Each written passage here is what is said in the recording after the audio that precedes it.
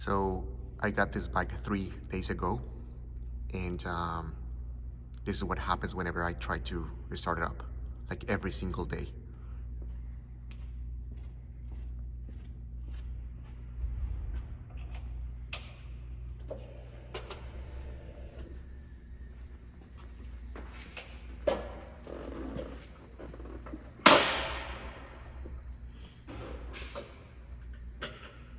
Neutral, there you go.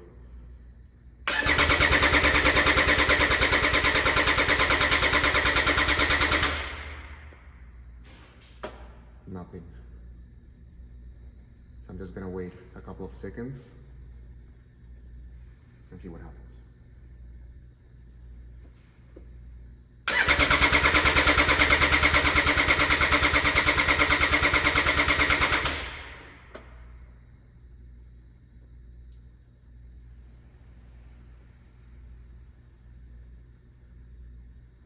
I did a little bit of research, and it says that it's probably an electrical problem with the TTF, because a lot of people have experienced the same.